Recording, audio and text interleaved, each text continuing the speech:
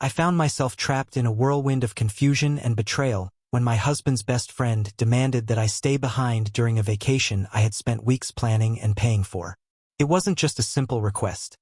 It was the beginning of a cascade of events that would unravel my marriage and bring shocking revelations about the bond between them. Revelations that would change everything. Let me take you back to where it all began. My husband, Brandon, a 28-year-old man, and I, 30, met 4 years ago through our work. We clicked instantly, and after 3 years of dating, we made the decision to marry just a year ago. In those early days of our relationship, I had noticed something about Brandon's best friend, Fu, that never sat well with me. Fu, also 28, had been Brandon's best friend since their middle school days, and to the outside world, they were inseparable, like brothers. But I never felt the same way. Fu was loud, boisterous, and at times outright obnoxious. We simply never clicked. I couldn't understand why Brandon was so close to him, especially given how uncomfortable Fu made me feel. He had this unsettling possessiveness over Brandon, a possessiveness that I couldn't quite explain, but it was always there. There were countless times when Fu would invite himself to our dates. He'd show up unannounced, making me feel like the third wheel in what should have been our special moments. Even when it was just the three of us, Fu would make sure to exclude me from conversations, leaving me in a corner while he and Brandon shared jokes and memories that didn't include me. It didn't stop there. Whenever we hung out with Brandon's other friends, Fu would continue to isolate me, while everyone else tried to make me feel included. It was as if Fu had drawn a line, and I was on the outside of it. I brought up my concerns to Brandon multiple times, but each time, he laughed it off, brushing it aside as if I were overreacting. "You're just getting too worked up about nothing," he'd say, as though I were the one being irrational. Brandon assured me that if Fu were a woman, he could understand my concerns. But because Fu was a man, there was no reason for me to feel insecure. It felt like a joke to him, one that left me feeling small and foolish. At that moment, I began to doubt myself. Was I really being irrational? Was it truly just my insecurity talking? I tried to bury those feelings, to ignore Fu's presence and pretend that everything was fine. But in truth, it wasn't.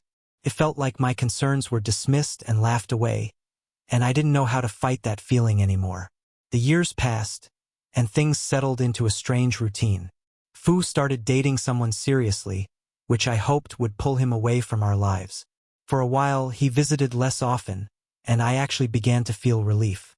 I could sense that Brandon was genuinely happy for him, and I was just as happy to have some peace. But then, a month ago, everything shifted again. Fu's girlfriend decided to move to another city for work, and he couldn't handle the long distance. So they broke up. Fu was devastated. His sadness was palpable, and I couldn't ignore it. For days, he stayed on our couch, unable to bear being alone. Brandon, naturally, felt for his best friend, and I didn't want to come across as unsympathetic, so I kept my thoughts to myself. I let him stay, hoping it would only last for a little while, but soon enough, he was back to his old habits, visiting us frequently, making me feel like a stranger in my own home. I had my own frustrations about the situation. I was angry at his girlfriend for breaking up with him, but not for the reasons you might think. I wasn't angry at her for ending things, but because her decision had repercussions on my life. My peace was shattered again. I found myself tolerating Fu's presence out of pity for him. He was truly heartbroken, and I understood that. But the constant talk of how bad he felt about the breakup was starting to get to me. It felt like Brandon and Fu's entire existence revolved around each other. I needed a break, a chance to reconnect with Brandon without the shadow of Fu hanging over us. So, I decided to surprise Brandon with a trip to the Bahamas. Both of us loved the beach, but neither of us had been there before, and it felt like the perfect way to escape our daily routine and spend some quality time together. I organized everything myself and paid for it all, wanting it to be special, a retreat for just the two of us. I was thrilled to tell Brandon about it, and he was equally excited. We both worked hard and had been looking forward to some time off. The excitement lasted for about 2 days, and then Fu appeared. Out of nowhere, Brandon told him about the trip, and suddenly it was no longer a vacation for just the two of us. It was a vacation for Brandon and Fu. The moment Fu learned that Brandon was going, he was quick to declare that he was coming along. There was no asking, no consideration for my feelings. Fu simply assumed that he would join us, as if I had no say in the matter. He said he was ready to go, eager to escape the monotony of his life after the breakup.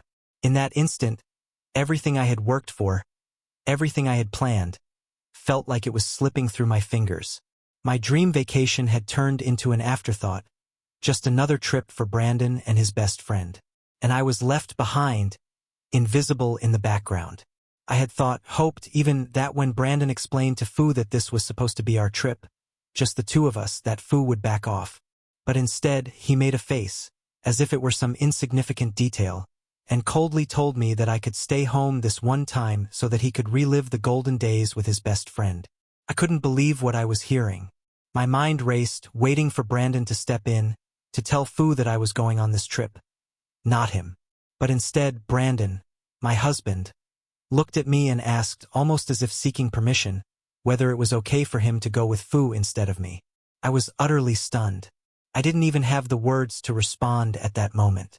My heart sank into my stomach, and I excused myself from the room, stepping outside for some air. I stayed out there for nearly half an hour because I was too overwhelmed to even process what had just happened. I had always tolerated their strange closeness, the way Fu inserted himself into our lives, but this was too much. No one could blame me for reacting the way I did. When I returned, Fu had left, and the silence between Brandon and me felt suffocating. I couldn't hold it in any longer. I confronted him, but instead of trying to understand where I was coming from, instead of showing even an ounce of empathy, Brandon looked at me and said I was overreacting. He accused me of being selfish, claiming that we could take a vacation whenever we wanted, but Fu, poor Fu, needed this trip more right now. He was going through a tough time after his breakup, and Brandon needed to be there for him emotionally, like a brother. I was speechless. I reminded him, almost desperately, that I had paid for the trip, that it was supposed to be our escape. To that, Brandon merely shrugged and said he'd pay me back in installments once he was back. As if money could somehow make up for what was happening. It was clear, he had already made up his mind about going. Our flight was supposed to depart in the afternoon, but instead of packing, I spent the entire night and the morning crying in silence, all alone in the guest room. I told Brandon I wasn't feeling well, that I thought I was catching a cold, but the truth was I just couldn't bear to be near him at that moment. Despite everything, I still held on to a fragile hope that maybe, just maybe, he'd see how hurt I was and cancel the trip. But he just told me to take care of myself and didn't even kiss me goodbye. He was too afraid of catching my cold, which might ruin his trip. I didn't know whether to feel more betrayed or heartbroken. In that moment, something inside me shattered. I had been blind for so long, caught up in my love for Brandon, that I couldn't see how far things had gone. But now, the reality hit me like a slap in the face. It wasn't just this trip. It was the stark truth. For Brandon, Fu would always come first. It didn't matter if we were married, or if I were pregnant with his child, or even if we had kids of our own. The bond they shared was stronger than anything I could ever offer him. It was always going to be Fu over me, no matter what. And in that moment, I felt as though I was losing my mind from the sheer intensity of the jealousy and frustration boiling inside me. I wanted to tell someone, anyone, about what was happening, but I kept thinking about Brandon's dismissive words the first time I expressed my discomfort with Fu's presence. He had made me feel like I was the one being irrational, like I was the problem. So I kept everything inside. But by the next day, my anger was bubbling over. I needed to do something, anything, to make Brandon understand how deeply he had hurt me. I wasn't going to let this slide. I had already taken 5 days off from work, so I had plenty of time to think. I needed to devise a plan that would hurt him the way he had hurt me. Eventually, I decided I would buy out the house that I had lived in for the past 7 years, long before I met Brandon. He had often talked about moving to Seattle, where his sister lived, but I had never considered it seriously. The lease was in my name, but I had never discussed the idea of buying the house with him. Now, though, I was ready to make it my own, to take control of something that had always been mine. I acted fast. My landlord was surprised, but we closed the deal within 4 days. At the same time, I called a friend of mine who was a lawyer and told her I wanted to file for divorce. I made up my mind. I was done. By the time Brandon came back from his little vacation, I would be ready.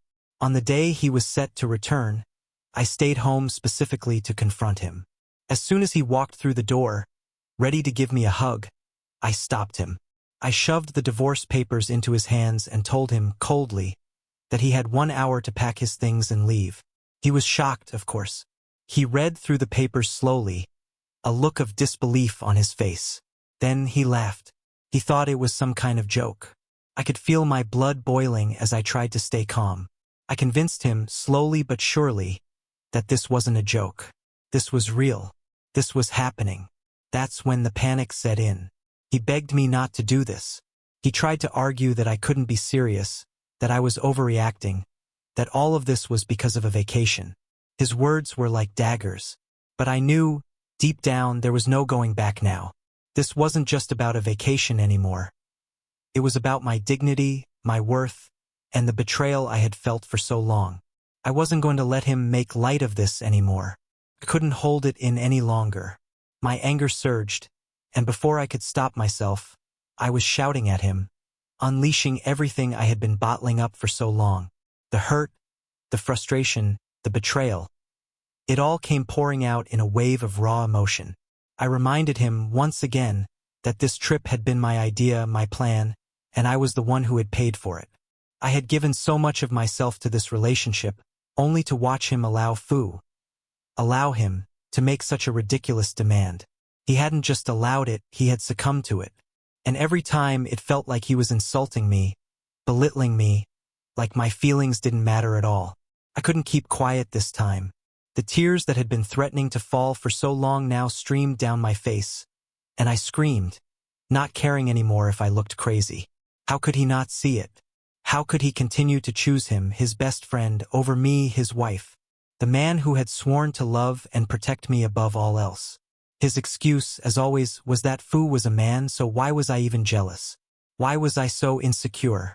But that wasn't the point. The point was that time and time again he picked Fu over me, his friend over his wife. And I couldn't take it anymore. He called me crazy, told me I was overreacting, that my jealousy over his friendship with a man was just nonsensical. It wasn't just jealousy. It was a deep, aching sense of being overlooked, unwanted, disregarded. I tried to make him see that, but he refused to understand.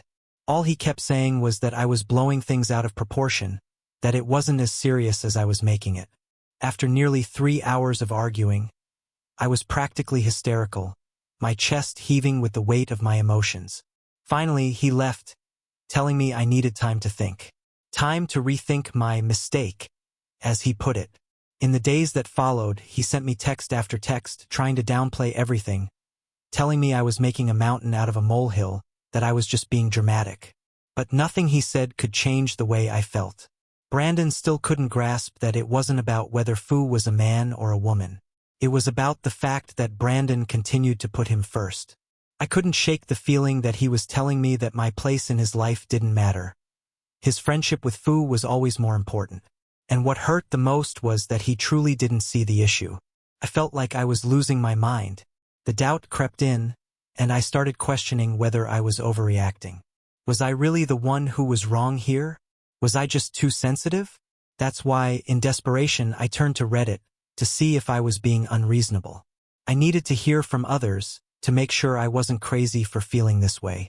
I hadn't told anyone. None of my friends or family knew about the breakdown in my marriage. Brandon hadn't shared anything, and neither had I. It was like we were both trapped in a quiet, suffocating world, keeping up the appearance that everything was fine. But deep down, I knew something had to change. I had to know if what I did was out of line or if, maybe, he deserved everything I was putting him through.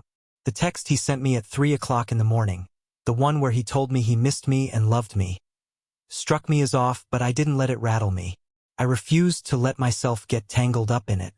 I had seen these signs before, and if I allowed myself to care, I knew I'd fall back into the cycle of forgiveness that I had already fallen into so many times before.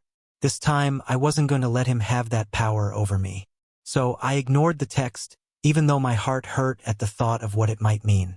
Then, a few days later, he came back home, and as expected, the situation spiraled just as I'd written in my post.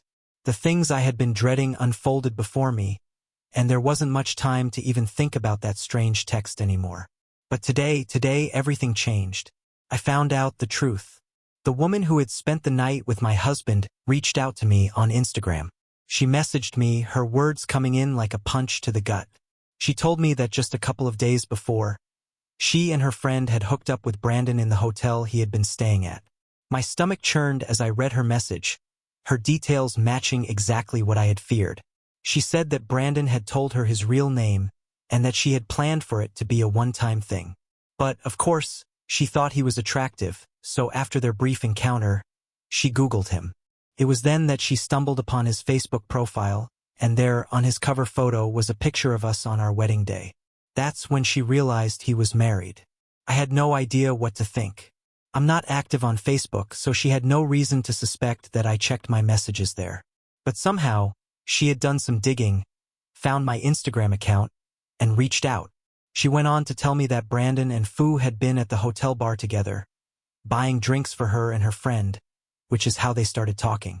She and her friend had ended up hooking up with both Brandon and Fu separately that night. She explained that they had an early flight the next day, and only a couple of days later did she realize what had happened. She had hesitated about reaching out to me, unsure if it was the right thing to do, which is why there was a delay in her message. She apologized profusely, saying that if she had known he was married, she never would have gotten involved with him. She hadn't seen a ring on his finger, so she never thought much about it and went along with it. Honestly, I didn't blame her. It wasn't her fault, not in the slightest. She didn't know he was married, and she was just having fun on her own vacation. The blame fell squarely on Brandon and Fu. Brandon should have known better. He was the one who made the choice. But it became clear to me now that he was never the type to make the right choices when it came to me. I was devastated as I read her message. I cried. More tears than I care to admit, because it felt like everything I had feared had finally come true. But even amidst the pain, there was a strange sense of clarity. Deep down, I knew this was the best thing that could have happened. I thanked her, not just for being honest, but for giving me the truth I had needed. She had done me a favor by reaching out, and in some twisted way it made the path forward clearer for me. I told her that we were in the middle of a divorce, and her message had helped me more than she could know. I asked her if she could provide proof of her stay at the hotel, to verify that she had been there at the same time as Brandon, and without hesitation, she agreed. She even told me I could reach out to her anytime if I needed more proof. She had no idea what she had just done for me. But there it was, the truth laid bare. My husband had cheated on me. And it wasn't just him, it was Fu, his so-called best friend, who had been encouraging it, or at the very least, enabling it. I wish I could say that I was shocked, that this revelation had taken me by surprise, but I wasn't. In fact, the more I thought about it, the more I realized this might not even be the first time this had happened. After all, Fu and Brandon had spent so many nights together, nights away from me, since we had gotten together.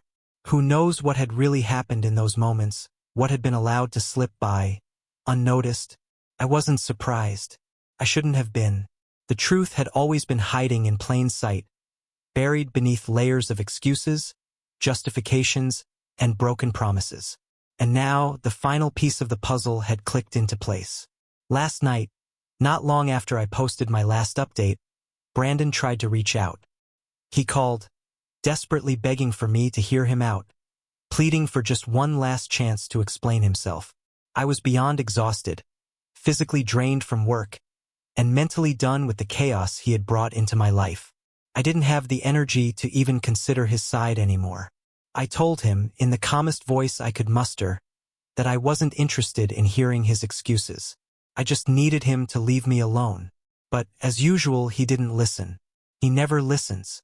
When I hung up, it was as if I hadn't said a word. The calls kept coming over and over. So, I did the only thing that made sense. I blocked him. Every avenue he had to reach me was cut off, at least for now. But then, he moved to Instagram. He messaged me, pouring out this long, drawn-out apology about how sorry he was and how it was all just a moment of weakness. Typical, right? The same hollow apology that men in his position always give when they've cheated and they want to pretend it's a small, forgivable mistake. Something we can all just sweep under the rug. It's such a classic line, like a script they all follow. He begged for one more shot, one last chance to make things right. Even suggested marriage counseling, as if a few sessions could erase the betrayal, the lies, and the hurt. But we both know better. Counseling isn't going to fix any of this. It's too far gone. The trust is shattered beyond repair. So, I did what I had to do. I told him to go to hell, and then I blocked him on Instagram, too. For good measure, I blocked him everywhere else. I didn't want him in my life anymore. Not even for emergencies. If he needed anything, he could go through my lawyer. He had no more access to me, not in any way that mattered. I honestly wish him the best of luck with whatever he decides to do next. A couple of days ago, he called my parents, practically forcing them to hand me the phone, thinking that's where I was hiding. He must have convinced himself that I was somehow holed up at their house, trying to avoid him. The truth is, I wasn't there. I was away on a business trip for 3 days, but I guess when he didn't find the lights on at home, he thought the worst, that I was trying to run away from him. What a delusion. If he thinks I'd go to such extremes just to avoid him, he must be living in a fantasy world. I've never been afraid of him. He's not important enough to be that much of a threat. I know what he is, and I know what he's not. He's just a coward. But, to be safe, I decided to take some precautions. I changed the locks on my doors and stepped up the security around my house. I don't want him lingering around, and I'm done with living in fear. I heard from a few of our mutual friends that he's been staying with Fu, which is hardly a surprise. Of course, after being kicked out by his wife, he's going to move in with his little brother. It doesn't bother me anymore. I'm beyond caring. I've lost all the energy I had for this relationship, and I just want the divorce to be over already. I'm done. He's a waste of space, and for a moment, I must have been completely out of my mind to think that someone like Brandon could ever be my soulmate. If anything, his true soulmate was Fu, and they're free to ruin each other's lives for all I care. I wasted so much of my time, so much of my love, trying to make a marriage work that was never going to be anything but futile. At least I'm not alone in this. My parents have been completely supportive, and they truly believe I made the right decision. My friends are ecstatic. They've always had their suspicions about the strange dynamic between Brandon and Fu. They warned me about it, but I was too blinded by love to listen. I shrugged off their concerns, telling myself Brandon was the perfect guy for me. But I'm not the fool I was before. I see things clearly now, and it's a relief. We talked about having kids not long before everything exploded. This was back when Fu was still in his relationship and visiting us less often. I had agreed to start trying because, let's face it, I'm not getting any younger, and I wanted to have a healthy pregnancy. I'm honestly so thankful now that we didn't go ahead with that plan. If we had, it would have been an utter disaster for everyone involved. I can't even imagine the kind of nightmare that would have been. I've got all the evidence I need against Brandon, and the first mediation session is happening in just 3 days. I can't lie. I'm actually looking forward to it. I want to see how he tries to spin his lies now. I don't care if he's regretting things at this point or not. What I do care about is making sure he regrets what he put me through. I'm going to make sure of that. My feelings for him are completely gone now. There's nothing left. All the love, all the hope I had for this relationship, they've vanished. I can finally see him for what he truly is. A selfish, cowardly man who never deserved me in the first place. He always was and always will be a loser in my eyes. And I'm just grateful that I saw it before it was too late. Thank you, everyone, for all your support. It's meant the world to me during this time.